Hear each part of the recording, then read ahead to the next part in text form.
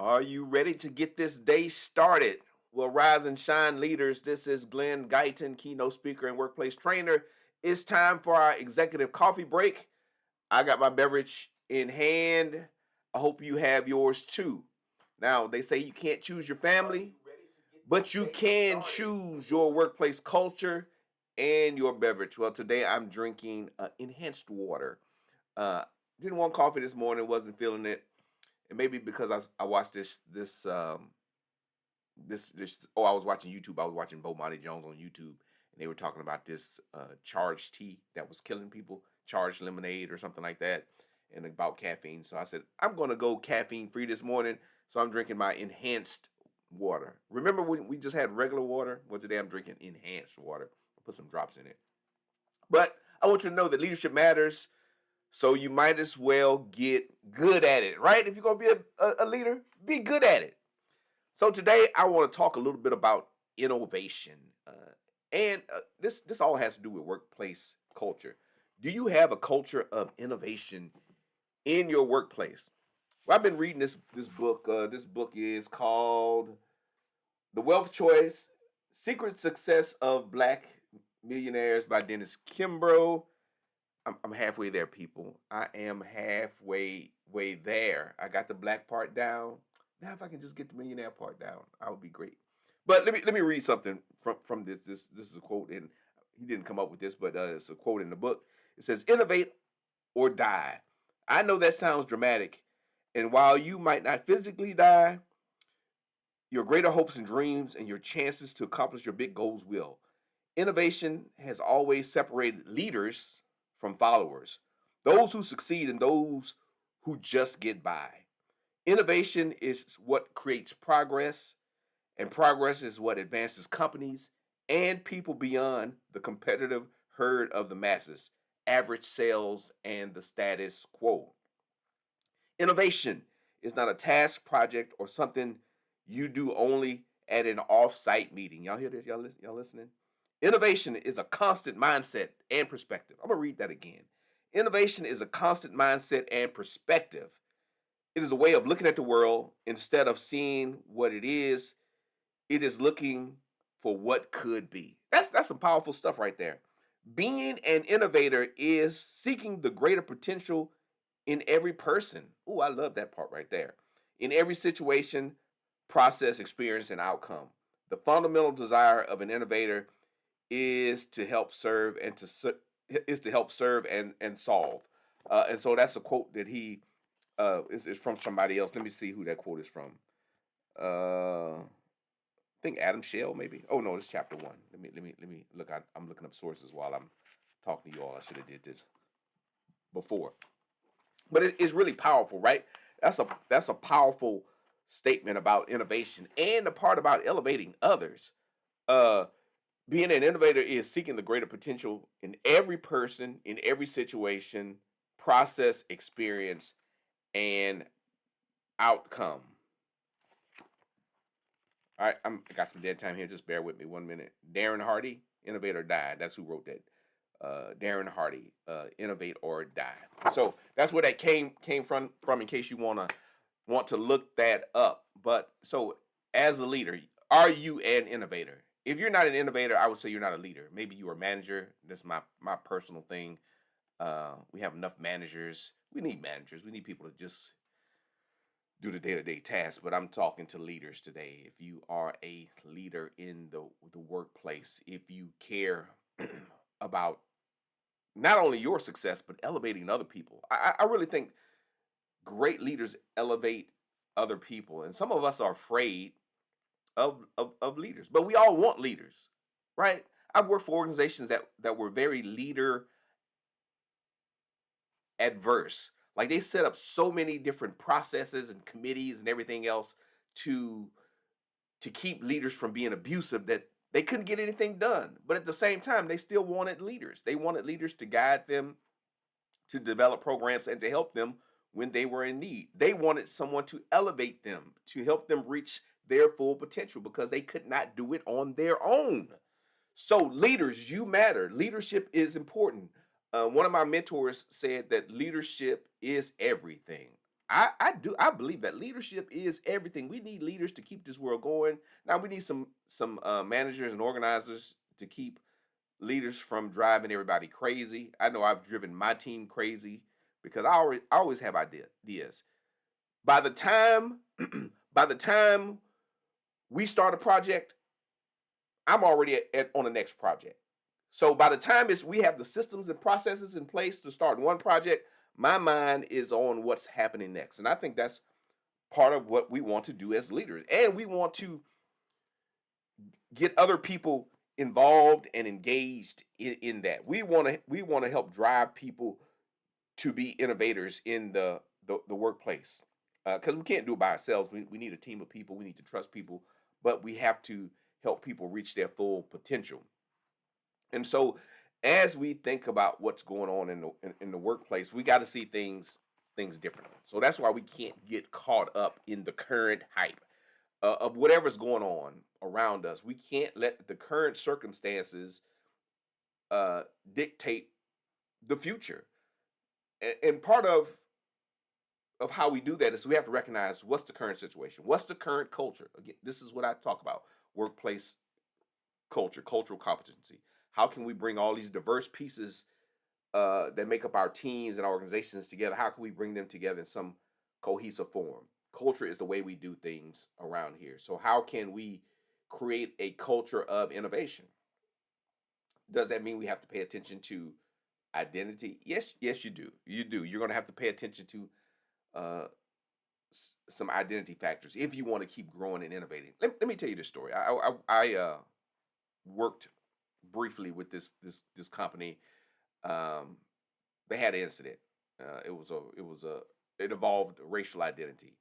Um, I think one of the employees they had a large group of employees from East Asia. It was a technical kind of company, and one of the senior leaders said something inappropriate to one of the workers. I think it was around like 9/11, like the anniversary of 9/11, and asked the guy if he was a terrorist or something like that in the meeting. No one said anything. Um, and so it just kind of was swept under the rug.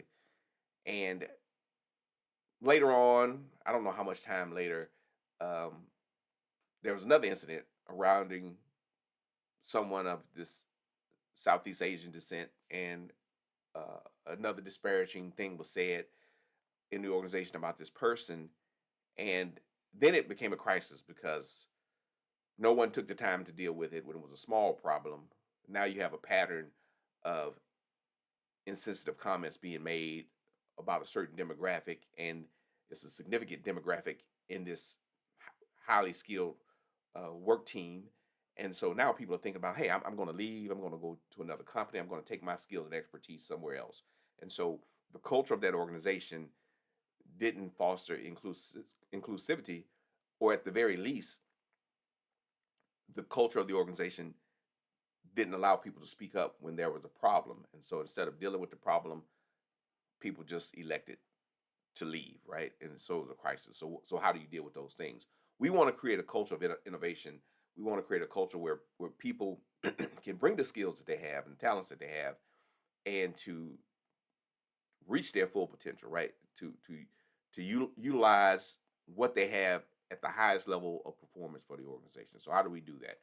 So here are 5 tips. 5 tips for driving innovation within a team.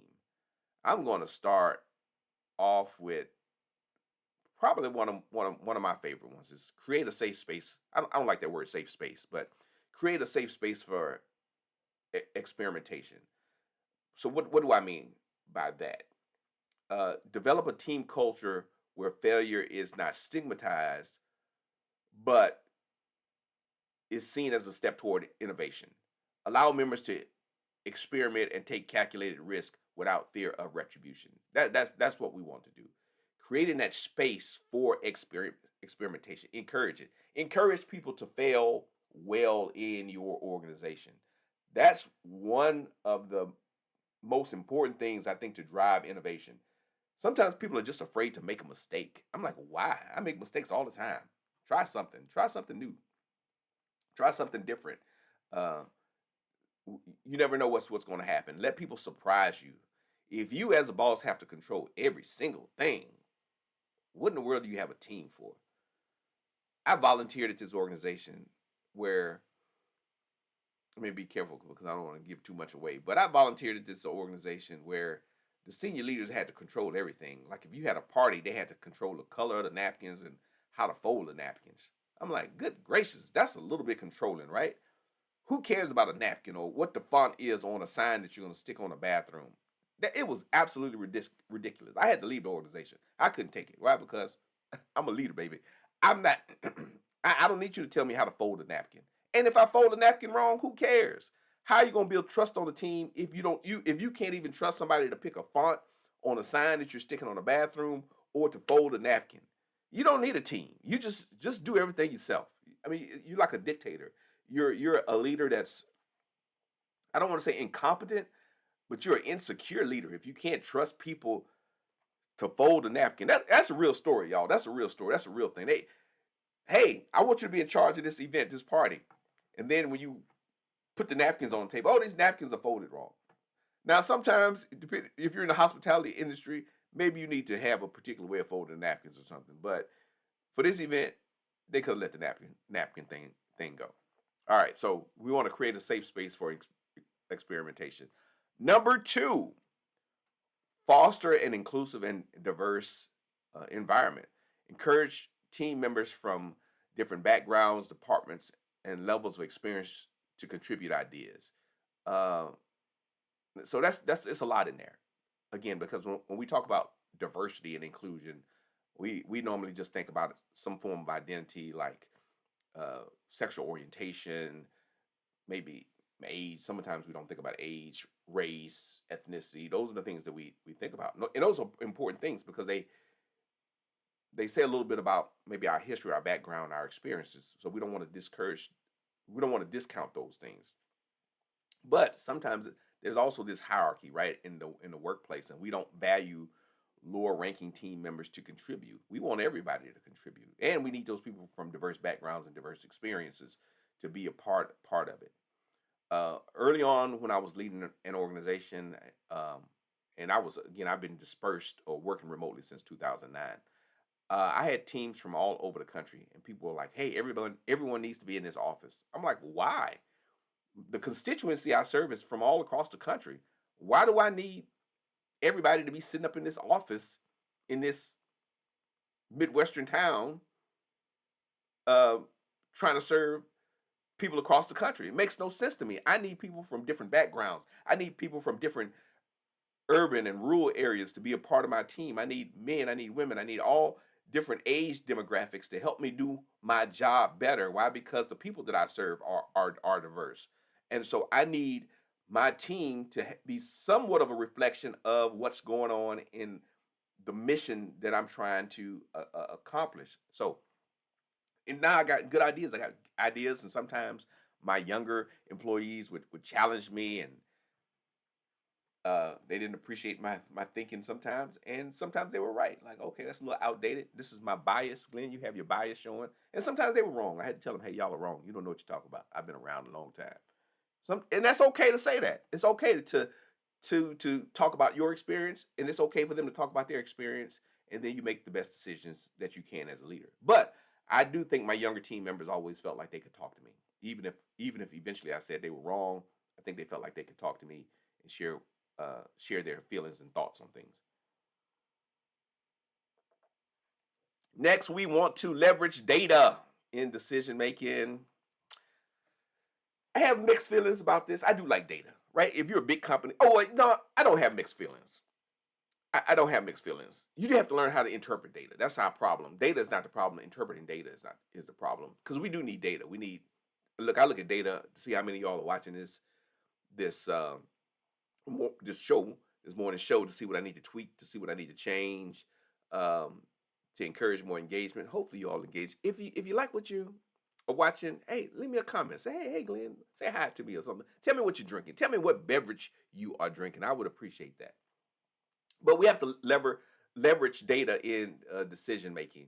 That doesn't mean that we just get caught up in just always analyzing data, because sometimes the data doesn't tell the full story, but the data will tell a story, and we need to pay attention to that collected data, because I think that's the difference between going to that next level is data, and I'm trying to get better at data, um, data collection, and yeah, connecting with the people who I need to connect with. Number 4, continuous learning and development. Implement it. That's why I'm reading this book. I go to conferences. I tell my people about conferences. I want my people to continue to learn and grow. That's part of this inclusive mindset that drives innovation. Pick and pull from different places. I go to places, and I go to all kind of places. I go to conferences that are predominantly white and learn from thought leaders. I go to conferences that are predominantly black and learn from thought leaders. I go to places where there are men, where there are women, where there are people from all different backgrounds, because I want to learn as much as I can from as many people. And this is not about being woke or about tokenizing people. It's about finding where the talent is. Who has the talent? Who has the information that I need? And how do I get it? So make sure you offer opportunities for your team members to acquire new skills and knowledge that can fuel innovation. And this is going to be more and more important uh, as we do more of this remote work. As fewer people in the office, you're going to have intentional ways of connecting and developing that culture and sending people to get information, and having people around other people so that they don't get stagnant, so they don't get stale. You don't want stale employees. The only time stale is good, you know when stale is good? When something can be stale, this is what they tell me. When you're making French toast, you can have stale bread. They said the stale bread makes the best French toast. I haven't eaten French toast in a while, right? I mean, I don't know. It's okay. Maybe if I had a nice brioche bread, I guess a nice stale brioche. I'm gonna try that. I'll let y'all know if I remember how that went. But that's the only time stale is good, is if you're making French toast. So if you aren't making French toast, I want you to be fresh. I want you to be new. I want you to continue to learn and develop. And number five, as we think about workplace culture and innovation, number 5, encourage cross-functional collaboration. That's a biggie. That's a biggie in the workplace. Cross-functional collaboration. Break down silos. Let me say it again for the people in the back. Break down silos. Leader. Break down silos. It's not just about your team, it's about the organization. Stop sub-optimizing processes. I was a project management professional. So stop. Which way should I go? This way. Stop siloing your team. Use the internal diversity that you have. Break down silos by encouraging collaboration across different departments and teams within the organization. When we have these, I worked when I was a lieutenant in the Air Force. We had 2 different floors, two different departments, and I was the lead for one department upstairs, and there was another department downstairs. And it was like 2 different cultures. The first floor was suspicious of the second floor, and the second floor was suspicious of the first floor, and it was only like 10 of us in the office. It was crazy how much we siloed ourselves based on 2 different floors. And I think it was a civilian leading the downstairs team who had been there for a while, and it's me, a young lieutenant who didn't know a thing, leading the top floor team. I was just in charge because I was a lieutenant, and I do think our manpower officer chief was on the first floor too. So maybe that was some of the division, because the first floor felt like they had the real officer, they had the captain, and the second floor had me, the lieutenant, and I didn't know what I was doing actually at that time. Didn't know a thing about what I was doing, but hey, I earned the rank and the position. I would be a better boss now. But encourage cross-functional collaboration. Make sure that your teams are not siloed. So those 5 things to drive innovation in your organization. Remember, innovate or die. 5 things: foster an inclusive and diverse environment, create a safe space for experimentation, leverage data-driven decision making. Number 4, implement continuous learning and development. And number 5, encourage cross-functional collaboration. Break down those silos. Well, thank you all so much for joining me this morning. So as we say goodbye for today, let's not forget the strength and perseverance it takes to lead with empathy, and inclusivity. Better leaders get better results. So to every one of you leading the charge for a more supportive and engaging workplace, I leave you with this. Stay bold, stay inspired, and remember that your actions today shape the culture of tomorrow.